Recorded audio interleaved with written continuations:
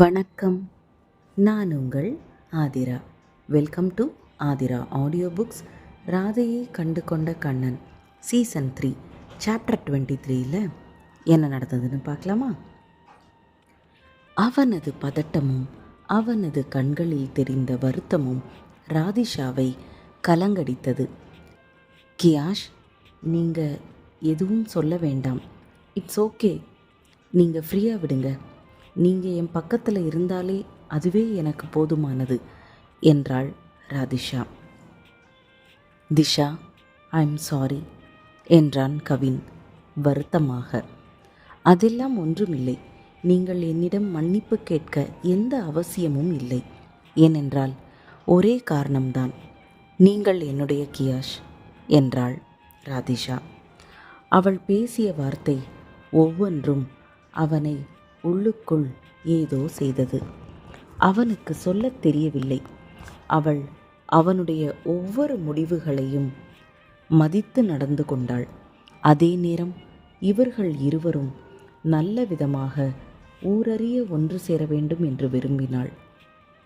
அவளுடைய மொபைல் ஃபோனை வேகமாக எடுத்தவள், கியாஷ், உங்களுடைய மொபைல் நம்பர் எனக்கு ஷேர் பண்ணுவீங்களா என கேட்டாள்.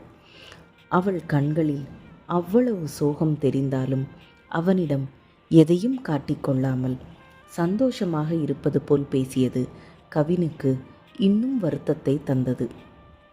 அவன் அமைதியாக இருப்பதை பார்த்த ராதிஷா, கியாஷ், நான் உங்களை அனாவசியமாக தொந்தரவு செய்ய மாட்டேன்.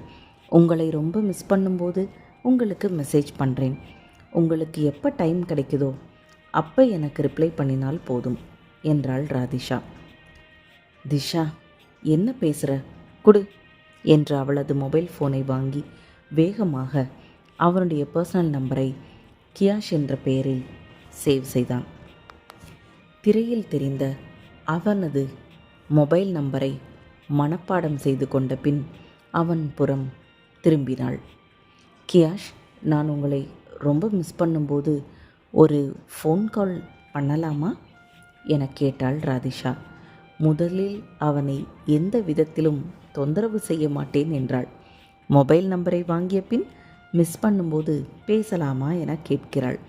இவளது விருப்பத்துக்கு சரி என்று சொன்னால் மீண்டும் அவள் எப்போதெல்லாம் உங்களுக்கு நேரம் கிடைக்குதோ என்னிடம் பேசுங்கள் என்று சொல்வாள்.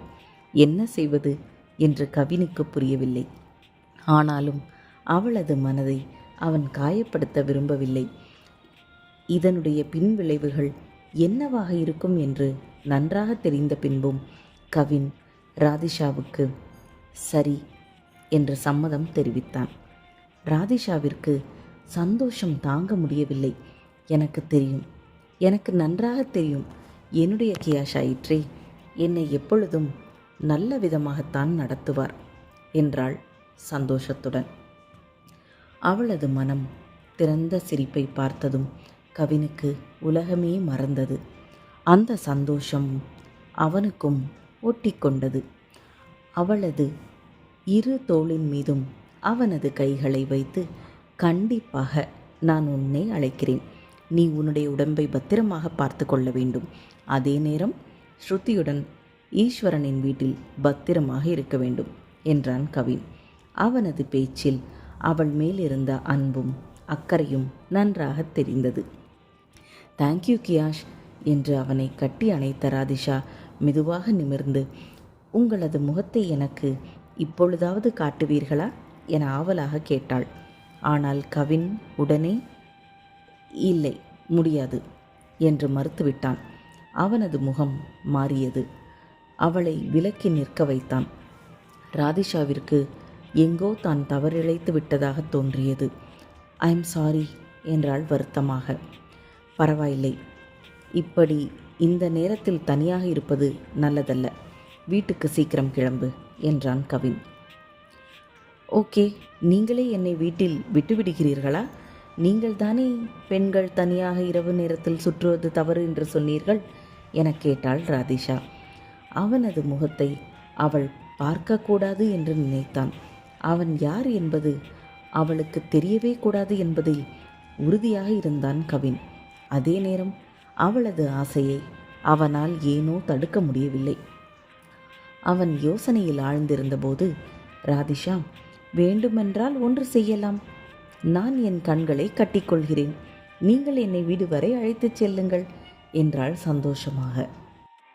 அதுவும் நல்லதுதான் என்று கவினுக்குப்பட ஒரு கருப்பு ரிப்பனை எடுத்து அவளது கண்களை கட்டினான்.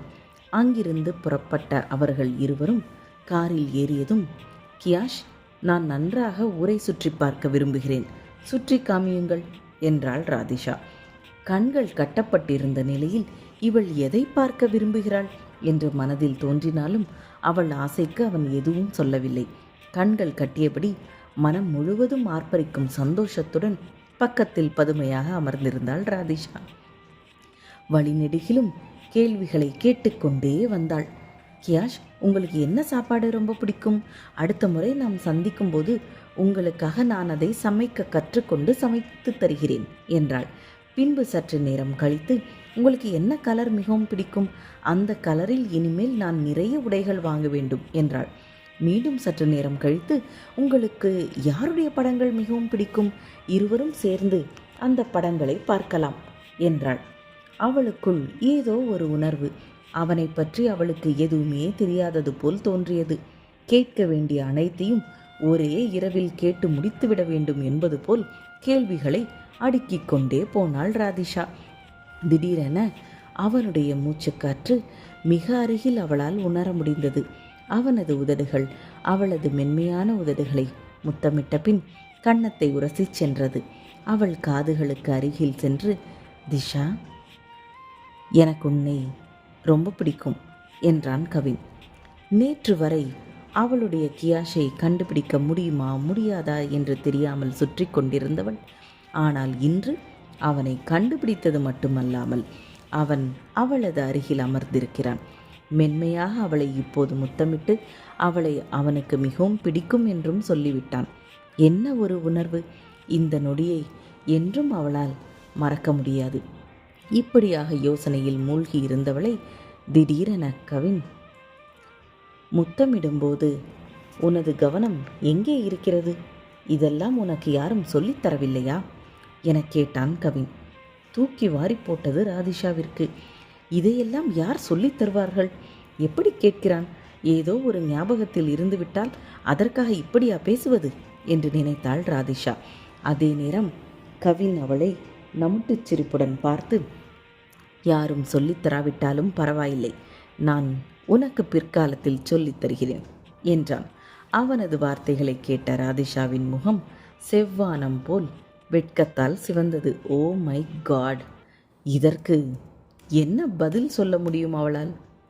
இந்த லவ் ஸ்டோரியில் அடுத்து என்ன நடந்ததுன்னு நெக்ஸ்ட் எபிசோடில் பார்க்கலாம். Bye viewers.